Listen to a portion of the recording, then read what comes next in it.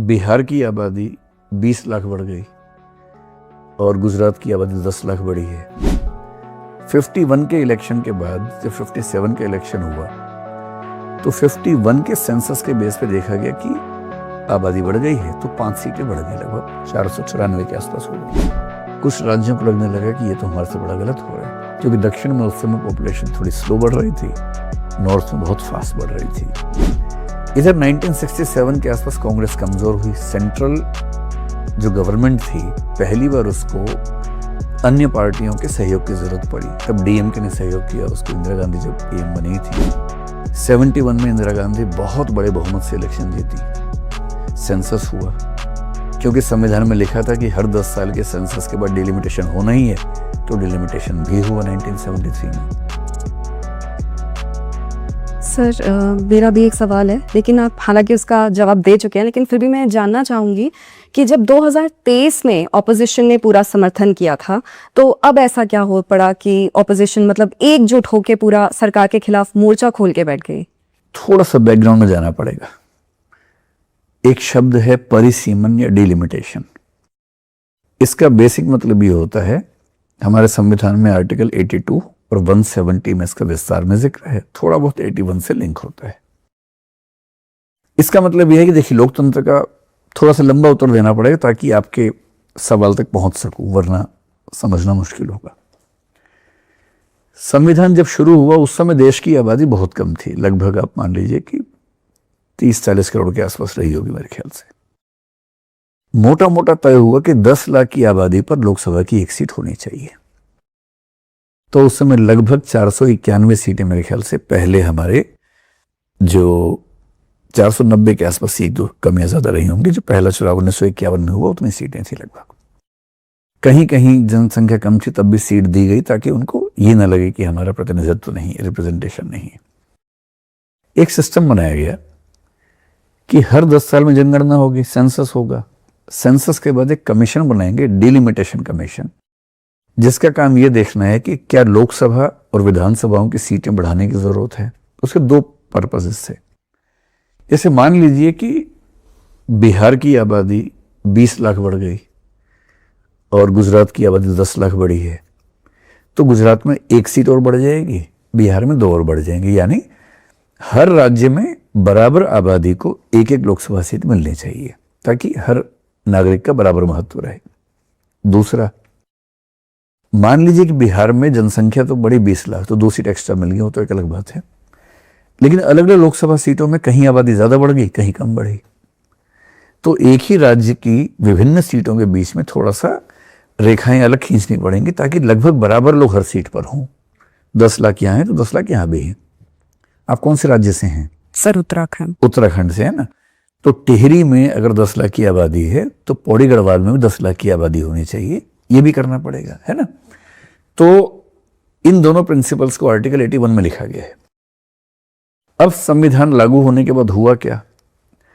51 के इलेक्शन के बाद जब 57 का इलेक्शन हुआ तो 51 के सेंसस के बेस पे देखा गया कि आबादी बढ़ गई है, तो 5 सीटें बढ़ गई, लगभग 494 के आसपास हो गई। 61 के सेंसस के बाद जब काउंट किया तो 494 से बढ़कर सीटें 522 हो गई। कुछ राज्यों को लगने लगा कि ये तो हमारे से बड़ा गलत हो रहा है, क्योंकि दक्षिण में उस समय पॉपुलेशन थोड़ी स्लो बढ़ रही थी, नॉर्थ में बहुत फास्ट बढ़ रही थी। तो दक्षिण के राज्यों को लगा कि ऐसे चलता रहा तो हमारा तो जो प्रतिनिधित्व है लोकसभा में, विधानसभा से दिक्कत नहीं क्योंकि राज्य के अंदर का मामला है, पर लोकसभा में हमारे राज्य की सीटें कम अगर हो गई तो कोई सेंट्रल लेजिस्लेशन, केंद्रीय अधिनियम बनाने की शक्ति हमारी कम हो जाएगी। तो विरोध होना शुरू हुआ। इधर 1967 के आसपास कांग्रेस कमजोर हुई। सेंट्रल जो गवर्नमेंट थी, पहली बार उसको अन्य पार्टियों के सहयोग की जरूरत पड़ी। तब डीएमके ने सहयोग किया उसको, इंदिरा गांधी जब पीएम बनी थी। 69 में विशेष रूप से जब मोरारजी देसाई एंड ग्रुप इंदिरा गांधी से अलग हुए, तो इंदिरा गांधी की सरकार 69 से 71 तक चल पाई डीएमके और सीपीएम के सहयोग से। तो उस समय दबाव और बढ़ने लगा। 71 में इंदिरा गांधी बहुत बड़े बहुमत से इलेक्शन जीती। सेंसस हुआ, क्योंकि संविधान में लिखा था कि हर 10 साल के सेंसस के बाद डिलिमिटेशन होना ही है, तो डिलिमिटेशन भी हुआ 1973 में। 522 से बढ़कर सीटें 542 हो गई और बाद में सिक्किम की एक वो जुड़ी 543 हो गई। पर दबाव ठीक ठाक बढ़ रहा था दक्षिण भारत की ओर से। जब इमरजेंसी लागू हुई तो 42वां संशोधन आपने पढ़ा है कि देश का सबसे बड़ा संशोधन है। उसमें इंदिरा जी की सरकार एक प्रावधान ये भी लेके आ गई कि भाई अगले 25 साल तक यानी कि 2001 तक जो भी सेंसस होंगे तब तक डिलिमिटेशन नहीं होगा। 2001 के बाद होने वाले सेंसस के बेस पर डिलिमिटेशन करेंगे। पर्पस था कि जब तक नॉर्थ की पॉपुलेशन स्टेबलाइज ना हो जाए तब तक के लिए पोस्टपोन कर दें, ये विरोध कम हो जाए। कहने वाले ये भी कहते हैं कि इंदिरा गांधी जी को इमरजेंसी में लग गया था कि नॉर्थ इंडिया उनको छोड़ेगा नहीं, क्योंकि उनके खिलाफ पूरा आंदोलन नॉर्थ में हुआ था। जयप्रकाश नारायण बिहार में थे और बिहार उत्तर प्रदेश पूरा उनके खिलाफ हो गया था, गुजरात उनके खिलाफ हो गया था, दक्षिण में ही थोड़ा समर्थन बचा था। तो कहने वाले कहते हैं कि उनके मन में यह भी था कि दक्षिण की सीटें और कम हो गई तो मेरे वापस आने की संभावना और कम हो जाएगी। और इंटरेस्टिंग बात है कि 1977 के इलेक्शन में नॉर्थ में उनका सुपड़ा साफ हो गया था। उत्तर प्रदेश में 85 सीटें थी, उनमें से 0 सीट्स मिली थी उनको उस समय।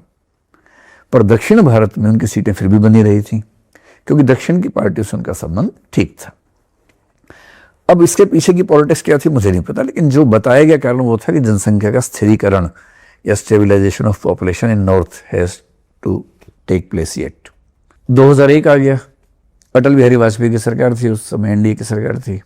अब सवाल था कि क्या 2001 के सेंसस के बेस पर डिलिमिटेशन फिर से करें। दक्षिण का बहुत विरोध था। 24 पार्टियों की मिलीजुली सरकार थी, दक्षिण की पार्टियां भी शामिल थी, एआईएडीएमके वगैरह उसमें साथ में थे उस समय। तो यही सोचा कि झगड़ा मोल लेना ठीक नहीं है, चुपचाप फिर से एक संविधान संशोधन विधेयक आया, 84th अमेंडमेंट एक्ट बोलते हैं, 2001 की बात है। अरुण जेटली उस समय विधि मंत्री थे, लॉ मिनिस्टर थे। उन्होंने क्या प्रपोज किया लोकसभा में कि पॉपुलेशन स्टेबलाइजेशन जो उत्तर भारत में होने की उम्मीद थी 25 साल में, वो अभी तक नहीं हुआ है, इसलिए बेहतर होगा कि 25 साल के लिए इसको फिर से पोस्टपोन कर देते हैं। सबने सहमति कर दी, 84th अमेंडमेंट से 25 साल के लिए हट गया और 2026 लिख दिया कि 2026 के बाद होने वाले सेंसस का जब तक डेटा नहीं आता। दिमाग में क्या था 2031, क्योंकि 26 में सेंसस तो होता नहीं है, वो तो कोविड की वजह से 26 में सेंसस हो रहा है, वरना 26 में कहाँ होता सेंसस। तो दिमाग में था कि 2031 के बाद देखेंगे। पर फिर साथ में ये हुआ कि भाई ठीक है, अलग अलग राज्यों की सीटें तो बाद में बांटेंगे ताकि तमिलनाडु और बिहार में झगड़ा ना हो। पर अगर बिहार के अंदर या तमिलनाडु के अंदर अलग अलग सीटों में जनसंख्या कम ज्यादा हो गई है, उसको तो ठीक कर ही सकते हैं, उसमें क्या दिक्कत है। तो 84th अमेंडमेंट में ये लिख दिया कि भाई 2 काम कर लेते हैं, बाकी नहीं करेंगे। राज्यों की सीटें कितनी कितनी हैं वो फिक्स रहेगा, उसको चेंज नहीं करेंगे। पर राज्य के अंदर जो सीटें हैं उनकी पॉपुलेशन इक्वल कर लें, बेशक वो 15 लाख है, बेशक 18 लाख है, बेशक 20 लाख है, पर इक्वल कर लेते हैं। तो डिलिमिटेशन लिमिटेड फॉर्म में कर लेते हैं। ये 84th अमेंडमेंट से हुआ। और SC ST की अगर पॉपुलेशन बढ़ गई है तो उनकी सीट्स को उस प्रपोर्शन में एडजस्ट कर लेते हैं हर स्टेट में। ये सहमति बनी, वो हो गया। 91 के सेंसस के बेस पे होना था। फिर एक साल बाद सबको लगा कि जब 2001 का सेंसस हो ही गया है तो क्यों ना उसी पे कर लें। 87th अमेंडमेंट हुआ उसके 2 साल बाद, और उसमें कहा कि ये सब करेंगे लेकिन 2001 के सेंसस पे कर लेते हैं। सब सहमत हो गए, इसमें कोई क्यों विरोध करेगा। फिर कुलदीप सिंह जस्टिस से उनकी अध्यक्षता में आयोग बना, 2008 तक डिलिमिटेशन हुआ। और अभी का स्टेटस क्या है 2008 से, हर राज्य के अंदर डिलिमिटेशन हो जाता है 2001 के बेस पे। पर अलग अलग राज्यों की सीटों का बंटवारा जो होगा वो 1976 के बाद से नहीं हुआ, यानी कि 1971 के सेंसस के बेस पे जो हुआ था उसके बाद से नहीं हुआ है। अब जो हमारा सवाल है वो ये कि जो इतना तामझाम हुआ, जो विपक्ष इतना नाराज हुआ, विपक्ष क्यों नाराज हुआ। 2023 में सरकार ने इतना ही कहा कि इसके बाद जो सेंसस होगा, सेंसस के बाद डिलिमिटेशन होगा, उसके बेस पे महिलाओं को आरक्षण मिलेगा। किसी को दिक्कत नहीं थी। क्यों? क्योंकि सबको पता है कि ये चीजें जब होंगी तो उस समय डिस्कशंस होंगे ही और सारे रास्ते बनेंगे। डिलिमिटेशन जब भी होगा सबकी सहमति से होगा, सबको ये विश्वास था ही।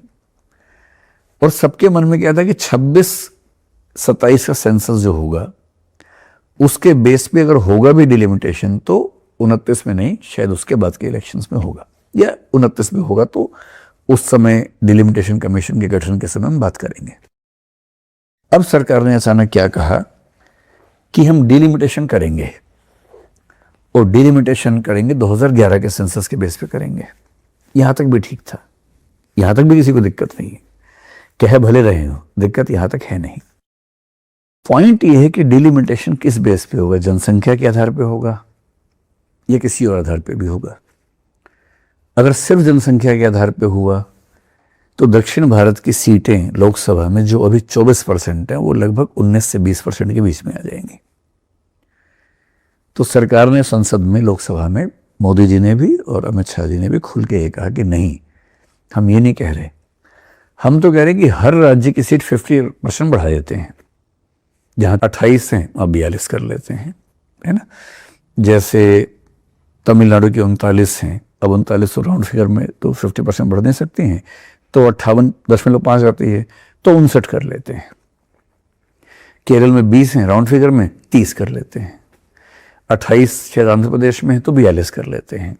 जहाँ राउंड फिगर में नहीं है वहाँ एक एक्स्ट्रा दे देंगे, मतलब आधी एक्स्ट्रा दे देंगे, कम नहीं करेंगे, ये कहा। और 23.76% जो भी दक्षिण का प्रतिनिधित्व है लोकसभा में, वो 23.89% हो जाएगा, बढ़ के 129 सीटें बढ़ के 195 हो जाएंगी। ये सब डेटा गृह मंत्री ने संसद में दिया। पर सवाल है कि ये आंकड़े और ये गारंटी कि हर स्टेट में 50% सीटें बढ़ेंगी, ये किसी भी बिल में लिखा हुआ नहीं था। 3 बिल आए थे, न संविधान संशोधन बिल में लिखा था, न डिलिमिटेशन बिल में लिखा था, न यूटी उसमें होने का मतलब भी नहीं था।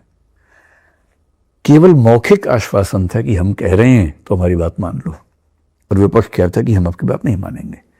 ट्रस्ट डेफिसिट, भरोसे की कमी, कि प्रधानमंत्री कह रहे हैं, होम मिनिस्टर कह रहे हैं, पर विपक्ष कह रहे हैं कि ना, अगर ऐसे ही तो लिख के दे दो। कुछ संविधान विशेषज्ञों ने कहा कि लिख के दिया ही नहीं जा सकता ऐसा। तो मेरी समझ ये है कि लिख के दिया जा सकता है। और आपको ध्यान होगा कि जब ये बिल गिरने वाला था उस समय होम मिनिस्टर ने घोषणा की, आप मुझे 1 घंटे का टाइम दीजिए, हम रिवाइज बिल आपके सामने पेश करते हैं, उस पर संख्या लिखी होगी। तो सवाल है कि जब वो उस समय कह सकते थे कि हम रिवाइज बिल ले आएंगे, उसमें संख्या लिखी होगी, तो ऐसा बिल तो पहले भी आ सकता था।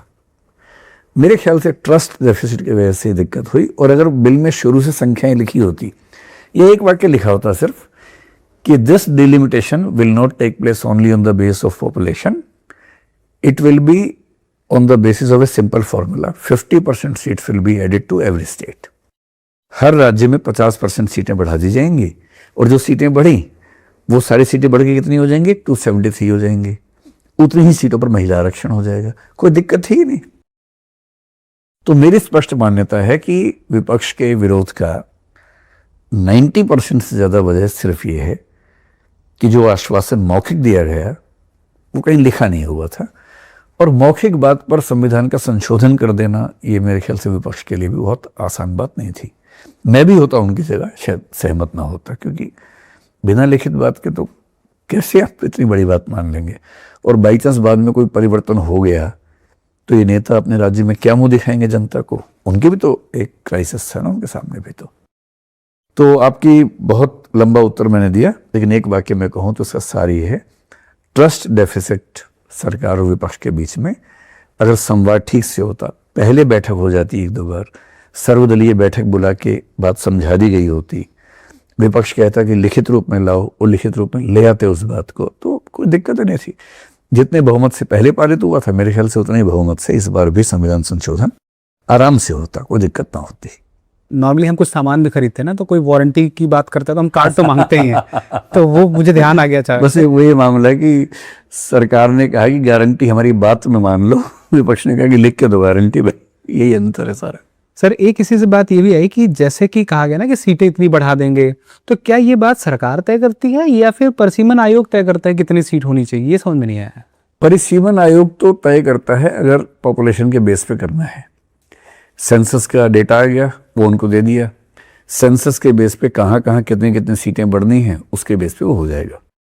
तो डिलिमिटेशन कमीशन ही तय करता है। पर डिलिमिटेशन कमीशन जब बनता है तो एक एक्ट पास होता है, मतलब बिल पास होता है, उसमें टर्म्स कंडीशंस लिखी होती है कि डिलिमिटेशन कमीशन किस तरह से काम करेगा।